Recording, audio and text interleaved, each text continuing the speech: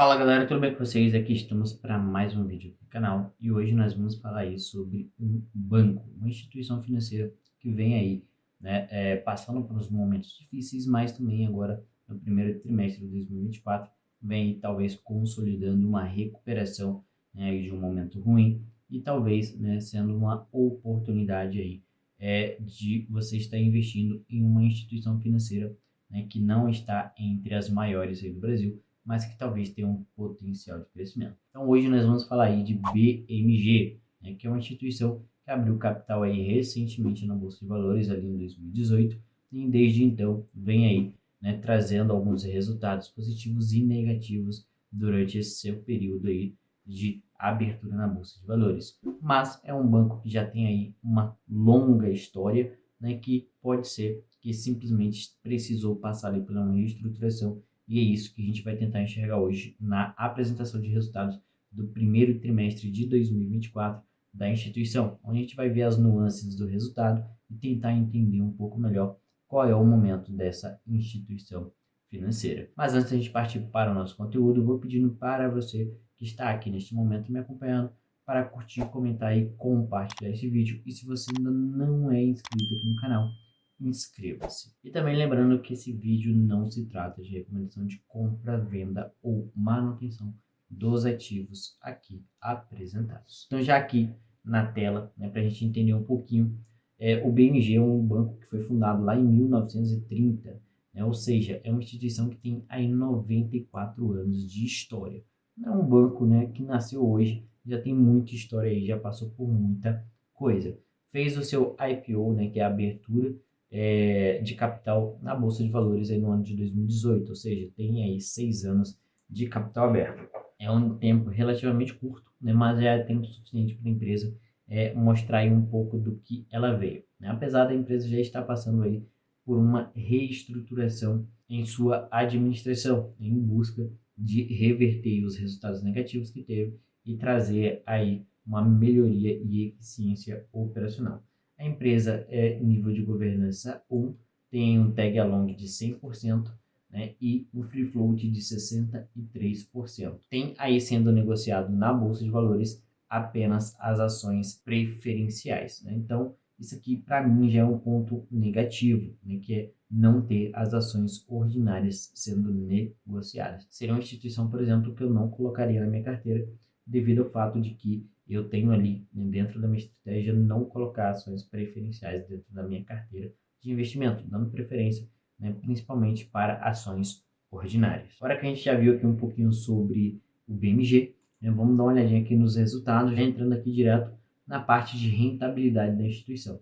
A instituição, né, mostrou aí um lucro líquido de 94 milhões de reais no primeiro trimestre de 2024, contra 23 milhões lá no primeiro TRI de 2023. Olhando por esse cenário aqui, né, a gente vê aí um lucro líquido muito maior e a gente vai conversar um pouquinho mais sobre isso também. Que é o quê? 2023 no primeiro TRI não é uma base de comparação muito boa, né? É meio que injusto eu comparar esses dois trimestres. Quando a gente compara em relação ao quarto trimestre de 2023, né, a gente vê aqui uma pequena queda, né, nesses resultados de 124 milhões de lucro líquido lá no quarto trimestre de 2023 contra 94 milhões agora no primeiro trimestre de 2024. A instituição vem mantendo aqui uma média de Basileia na casa de 13%, né? Fica variando ali entre 12% e 13%. É uma Basileia relativamente tranquila, né? Está na média aí do mercado. A gente vê que o que não está tão bom aí na instituição é o ROI, né? Que aí no primeiro trimestre de 2024 foi aqui de apenas 9,9%. E isso não é tão interessante, é um ROI muito baixo. Quando a gente pega as outras instituições financeiras, Banco do Brasil, Itaú, as instituições financeiras que estão aí no período bom, elas têm um ROI ali na casa de 20%. E a média do ROI brasileiro é na casa de 22%. Então, quando a gente fala de um ROI de 9,9%, é um ROI relativamente baixo, o que mostra que a empresa tem muito ainda a melhorar em relação à sua eficiência operacional. Tá? E agora a gente vem aqui para a parte de market share, né, e produção, onde a gente vai conseguir ver, né, como que está sendo feito essa diferenciação no crédito da carteira dessa instituição. A gente vê aqui que o empréstimo consignado era algo bem pequenininho lá no primeiro trimestre de 2023. Eles têm focado muito nisso, né?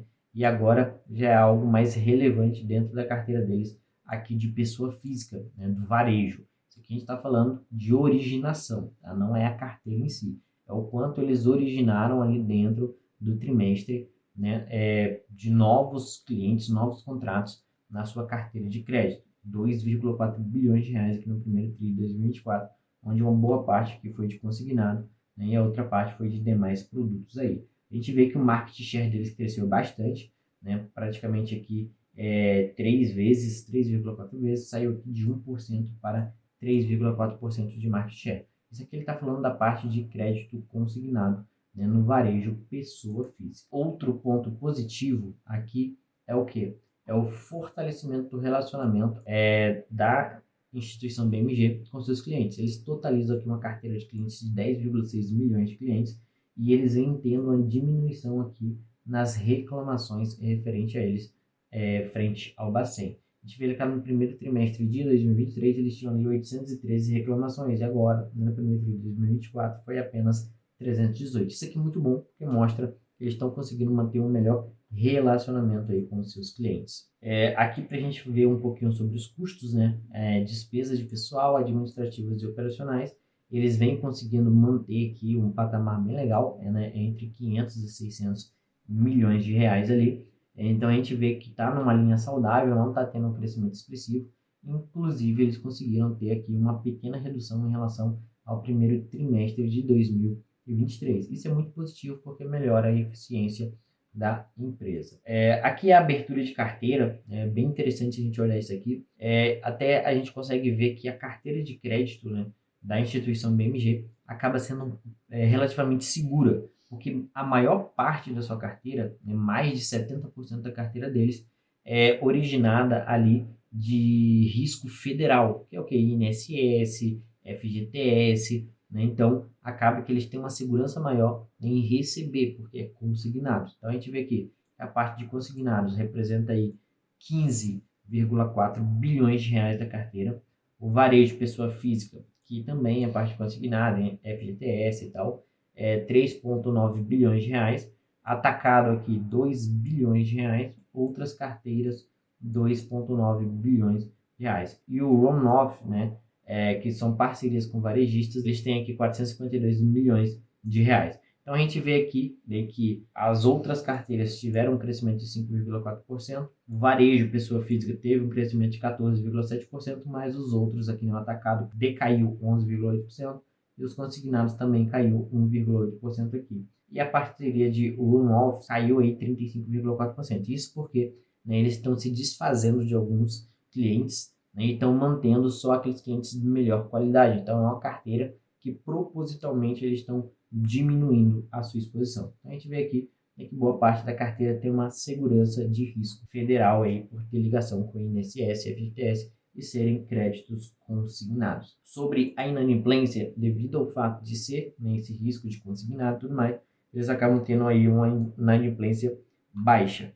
Eles trazem aqui a inadimplência over 90 e a over 90 run bank, que é o quê? A over 90 é o total da carteira, considerando toda a carteira, que dá 4,7%, e aqui eles trazem, né, a inadimplência de 90 dias da carteira, desconsiderando a parte da carteira que eles estão se desfazendo. A carteira deles, eles dizem hoje que a maioria, né, cerca de 90 a 92% da carteira deles é de qualidade A e AA, né, trazendo assim uma segurança muito grande para a instituição, inclusive para fazer um menor PDD, né, ter aí uma menor provisão para devedores duvidosos, o que melhora o resultado da empresa. A inadimplência over, né, por segmento, a gente vê aqui que a parte de varejo, pessoa física, deu uma grande diminuída, né, de 15% para 7%. A parte de produtos consignados mantém uma média aqui entre 2,5% e 3%, bem saudável. A parte de atacado vem de 0,3 a 0,5, teve um leve aumento em relação ao mesmo período do ano anterior. A parte de outras carteiras, né, anda aqui numa banda entre 7% e 10%, né, com um leve crescimento em relação ao mesmo período do ano anterior e um crescimento bem razoável aqui em relação ao quarto trimestre de 2023. Então Então a gente vê uma inadimplência relativamente controlada, né, até mesmo pelo formato da carteira da instituição financeira BMG. Então aqui a gente consegue ver a margem financeira deles, né? Eles tiveram a margem financeira no primeiro trimestre de 2024 de 1,3 bilhões de reais, isso dá aqui para eles, né, um percentual de margem financeira na casa aí de 16%, né? Sendo aí no primeiro trimestre de 24, 16,9%. Quando a gente olha para a margem financeira após, né, o custo do crédito, que é o que? Despesa de PDD, né, e comissões, a gente vê aqui uma margem aí na casa de 9% de margem financeira e uma margem financeira em reais de 714 milhões. Então, relativamente tranquilo aí em relação ao tamanho da carteira do banco. A eficiência operacional deles está aqui mais ou menos na casa de 53, 55%. Vem com índice de eficiência bem tranquilo. Né? A gente vê aqui que o despesa com o pessoal deles tem caído, saiu de 560 milhões para 537 milhões. E a despesa de provisão operacional líquida vem aqui com a margem de 7,7% para 6,7%, totalizando aqui 124 milhões de reais. Em relação aqui ao resultado operacional deles, né, a gente vê que no primeiro TRI e segundo TRI de 2023 eles tiveram aqui prejuízo na casa de 8 milhões e 55 milhões respectivamente, e a partir do terceiro TRI eles começaram a ter aqui uma recuperação desse resultado operacional, né, tendo ali o terceiro TRI com 107 milhões e agora no primeiro TRI de 24 com 123 milhões de resultado operacional. Então a gente vê que eles estão conseguindo recuperar, né? A questão agora é se eles vão conseguir manter isso com uma certa consistência. Sobre o índice de Basileia, né, eles conseguiram crescer aqui um ponto percentual, saíram de 13,2% para 14,2% no índice de Basileia. Seção de crédito sem retenção de riscos beneficiários, né, eles cederam aí 545 milhões, né, de carteiras de empréstimos consignados. Então, eles estão bem tranquilos em relação à Basileia, está dentro da média aí do mercado. O resultado foi um resultado bem satisfatório, né? Inclusive a instituição, se a gente for dar uma olhadinha aqui, a gente vai ver que ele está tendo uma valorização nos últimos 12 meses de 67,5% e no último mês valorizou aí 2,45%, né? É ali uma instituição que vinha negociando na casa de R$ 2, R$ 1, e agora bateu aí R$ 3,35. A gente vê aqui que dividend yield, desde que eles abriram capital, eles vêm pagando, né? Pagaram aqui na casa de 2,5, 2,88 e 21 e 22 eles estouraram aqui acima de 10% aí de dividend yield. E em 2023, devido ao prejuízo que eles tiveram no segundo trimestre, eles acabaram pagando um pouco menos de dividendos. Agora em 2024 já está com dividend yield aí de 13%, né?